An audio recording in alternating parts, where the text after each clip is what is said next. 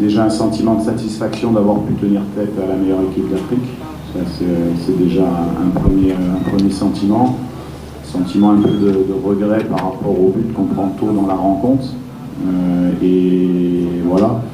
Après, forcément, je suis très fier très fier de mes joueurs, de la débauche d'énergie qu'ils ont mis, mais surtout de la qualité dans laquelle ils ont répondu après ce but très tôt. Voilà, je pense qu'on l'avait dit qu'en conférence de presse, il n'y aurait pas de surprise, qu'on essaye de bonifier nos choses, de bien jouer au foot. Et je pense qu'on a montré de belles choses encore aujourd'hui avec une entrée des joueurs de percussion qui nous ont fait énormément de bien et qui sont décisifs sur le but réalisateur. C'est des matchs, c'est des gros matchs. Il ne faut pas se plaindre d'avoir des matchs comme ça à la CAN, c'est ce qu'on pourrait chercher. Je pense que si on avait joué à 20h, peut-être le spectacle aurait été encore plus beau. Maintenant, vous savez, il fait très chaud, mais vraiment très chaud.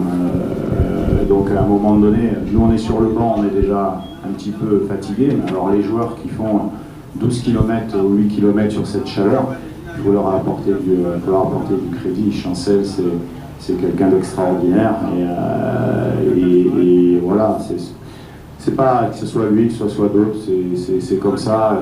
Il y a eu un peu de frustration des deux côtés, peut-être de notre côté d'avoir peut-être pas pu l'emporter entre guillemets, et puis du Maroc aussi, voilà.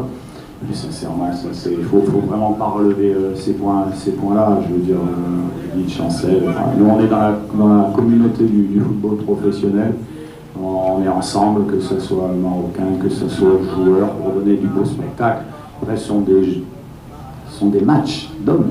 Donc, il y a un moment donné, bon, c'est normal, quoi. Voilà, c'est ça qui est beau aussi. Voilà, après, il ne faut pas que ça dépasse. Il y a eu un petit moment de tension, c'est redescendu, et puis on souhaite vraiment de bonne chance au Maroc pour la suite de la compétition, tout simplement. Vous savez, une rencontre, c'est une stratégie.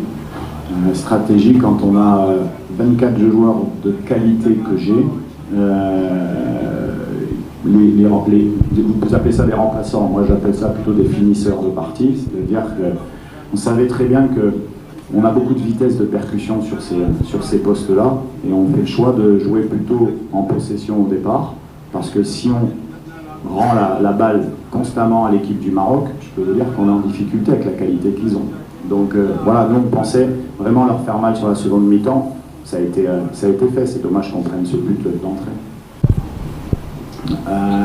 Peut-être. Non, le tout, c'est vous analysez les grandes équipes. Le Maroc est une grande équipe qui est allée à la demi-finale de la Coupe du Monde. Vous pensez que sans bien jouer au foot, elle peut gagner ses matchs, tous les matchs. Vous pensez que le Sénégal, sans proposer le jeu qu'il propose aujourd'hui, qui est super, ils peuvent gagner des matchs.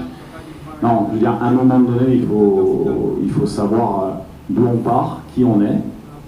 La RDC, qui est un grand pays de football, avec de la qualité individuelle, sûre, mais qu'à un moment donné, voilà, il faut essayer de gagner ces matchs en bien jouant au football. La RDC a toujours bien joué au football, quelque part. Maintenant, voilà, il y a une nouvelle redynamisation, et voilà, vous savez, on est dans une compétition.